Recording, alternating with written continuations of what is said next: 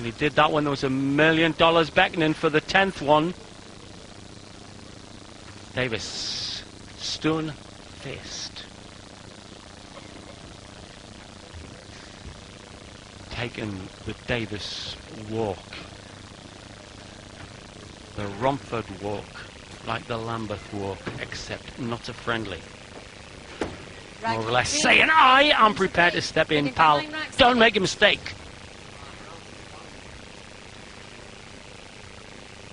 Well, I can promise you, Earl believes that he will not sit down again.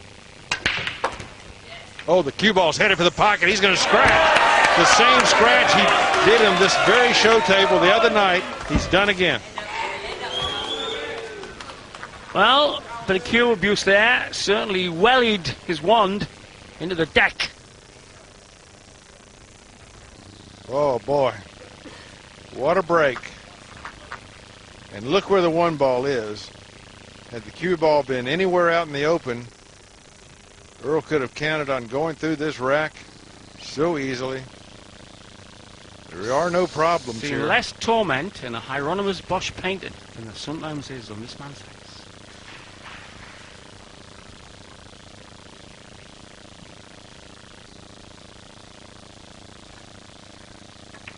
Davis sets up for the run.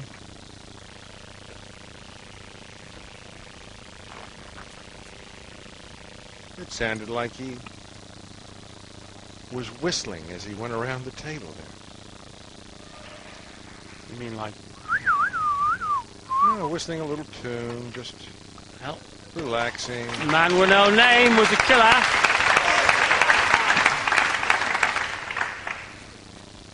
Davis with a chance. Earl knows this rack is over. He's waiting for the next one.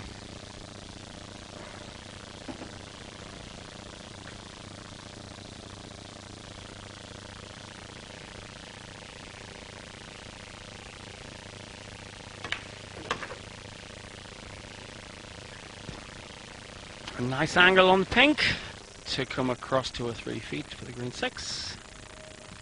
You know, this is just too much. You would expect a match like this to be very, very tight if it were the alternating break format, but this is winter break. You would have expected one of these guys to get a couple of rolls and run out ahead. Yep. And instead it's just been belly to belly all the way through the rack. Been a slugfest.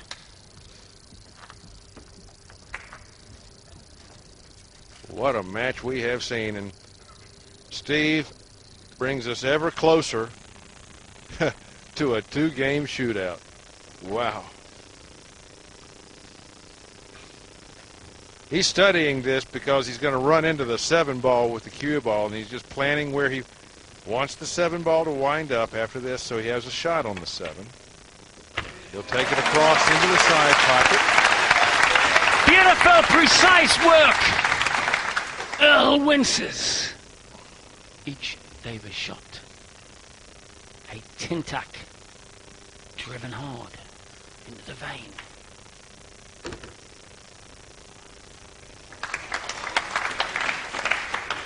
Slow bump, long black.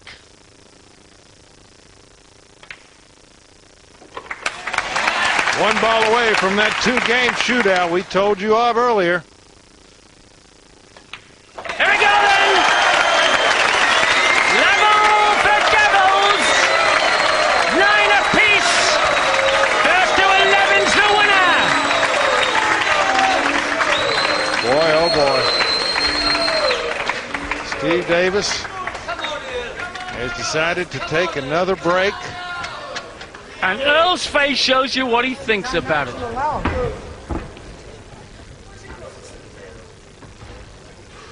Earl's questioning whether timeouts are allowed. The rule only allows you 1 timeout. He's already had one. He's pointing out comfort break or timeout. Of course, he's Steve Davis. He can do whatever he wants. Harping on again about his Steve Davis. He can do anything he wants. I think that's his point. Well, he's pointing out that The rules of most tournaments will allow you only one timeout during a match. Frankly, I don't know what the rule is at the World Championship.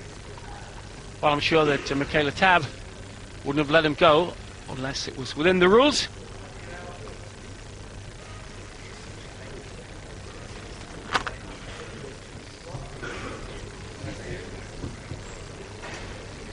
So we wait for Davis as Thomas Silverbeck, the official who has been at ringside since about the third rack.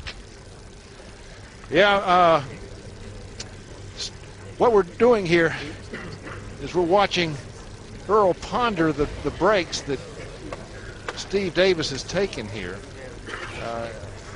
and wondering whether or not the rules of this tournament allow him to take 2 breaks. We're used to commercial breaks here, and Steve is used to being able to really take a break every 3 games or so, but this is not a commercial break. We'll sort that out for you and fill you in on it later.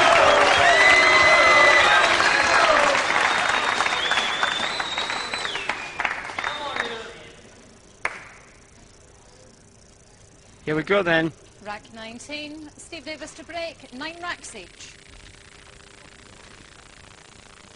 Davis looking to get 2 consecutive racks to dump the world champion. Start of the operation here. There's a ball down. Oh boy. This got real ugly real fast. Did it ever close up on the 1 ball, no shot? No shot, no hit. And the 6 ball so close, he's got to have to go for a push out here. Where's the good one? Again, the most obvious choice is to simply put distance and put the cue ball down against this rail so that there's just one side of the 1 ball to nip off of. Classic match. Giving frisson. The other thing that he might consider is putting the ball over on this side so that there's only a kick available to hit the 1. Push out. But Steve has a different view of it, certainly, than we do here in the booth. Push out's a challenge shot. Means I've got half a plan for what happens if you put me back in. You don't go for a snooker or even a half a snooker. You just go for something difficult. So you have to, in fact, second guess yourself.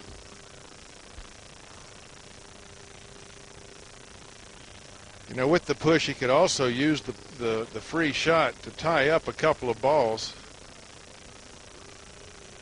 Now he's looking where he wants to put that cue ball for this push.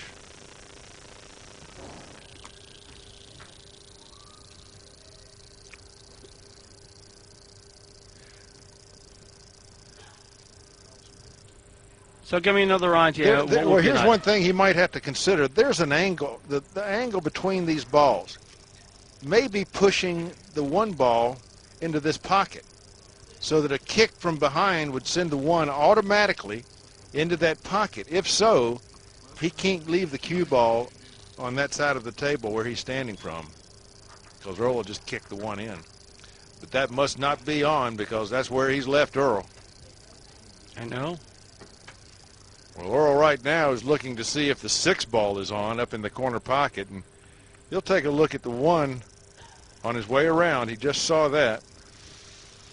Match is locked at 9-9, race to 11. World champion standing there clocking the scene as Steve Davis, the 6 times world snooker champion, just sits and waits for Earl to make the next move. Earl's putting him back in. Now, Davis is looking at the 1 ball I diagrammed.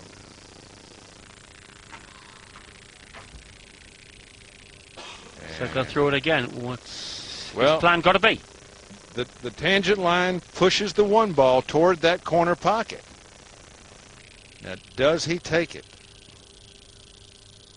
Okay, this is going to be cushion first and dolly up. Oh boy, he has opened the table up for Strickland. Has he ever? needed to hit that just a little bit thinner. And the 1 and 6 may not have been perfectly married. They may not have been touching. World champion in play. Missed the pocket badly. Needs to forget the histrionics. Needs to forget the paranoia that he thinks exudes from this crowd. Tough shot here down the rail. Right in the hole. Dominating the middle of the pitch. Like the great Beckenbauer. Easy peasy. Lemon squeezy. The lemon being Steve Davis's hoops. Being squeezed now by the world champ. Squeezed. So close to the goal. Every ball is another 5% of the way down the path for 2 games. Classic match with an edge of darkness. Well, Steve Davis is in trouble now. Earl Strickland beyond the hill and breaking.